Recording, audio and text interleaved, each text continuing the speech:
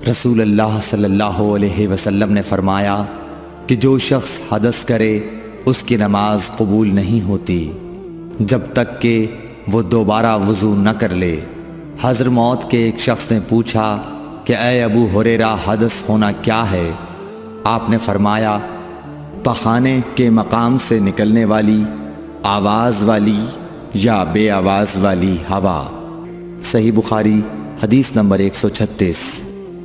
رسول اللہ صلی اللہ علیہ وآلہ وسلم نے فرمایا کہ میری امت کے لوگ وضو کے نشانات کی وجہ سے قیامت کے دن سفید پیشانی اور سفید ہاتھ پاؤں والوں کی شکل میں بلائے جائیں گے، تو تم میں سے جو کوئی اپنی چمک بڑھانا چاہتا ہے تو وہ بڑھا لے، یعنی وضو اچھی طرح کر لے۔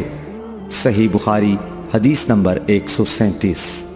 رسول کریم صلی اللہ علیہ وسلم سے شکایت کی گئی کہ ایک شخص ہے جسے یہ خیال ہوتا ہے کہ نماز میں کوئی چیز یعنی ہوا نکلتی معلوم ہوئی ہے۔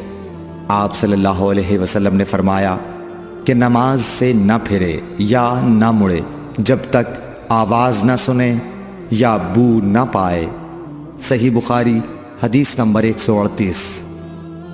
نبی کریم صلی اللہ علیہ وسلم سوئے یہاں تک کہ آپ خراٹے لینے لگے، پھر آپ نے نماز پڑھی، اور کبھی راوی نے یوں کہا کہ آپ صلی اللہ علیہ وسلم لیٹ گئے پھر خراٹے لینے لگے، پھر آپ صلی اللہ علیہ وسلم کھڑے ہوئے، اس کے بعد نماز پڑھی۔ ابن عباس رضی اللہ تعالی عنہ کہتے تھے کہ ایک مرتبہ میں نے اپنی خالہ ام المومنین حضرت میمونہ کے گھر رات گزاری تو میں نے دیکھا کہ رسول اللہ صلی اللہ علیہ وسلم رات کو اٹھے۔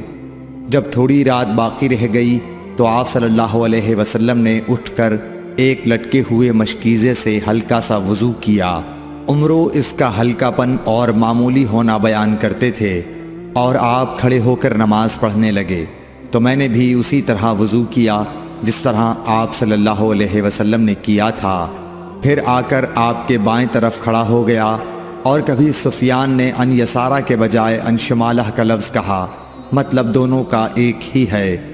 پھر آپ صلی اللہ علیہ وسلم نے مجھے پھیر لیا اور اپنی داہنی جانب کر لیا، پھر نماز پڑھی جس قدر اللہ کو منظور تھا، پھر آپ لیٹ گئے اور سو گئے حتیٰ کہ خراٹوں کی آواز آنے لگی۔ پھر آپ کی خدمت میں مؤذن حاضر ہوا اور اس نے آپ کو نماز کی اطلاع دی۔ آپ صلی اللہ علیہ وسلم اس کے ساتھ نماز کے لیے تشریف لے گئے، پھر آپ نے نماز پڑھی اور وضو نہیں کیا۔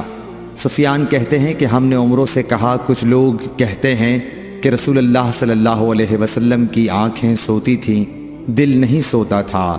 عمروں نے کہا، میں نے عبید بن عمیر سے سنا، وہ کہتے تھے کہ انبیاء علیہ السلام کے خواب بھی وہی ہوتے ہیں۔ پھر قرآن کی یہ آیت پڑھی، میں خواب میں دیکھتا ہوں کہ میں تجھے ذبح کر رہا ہوں۔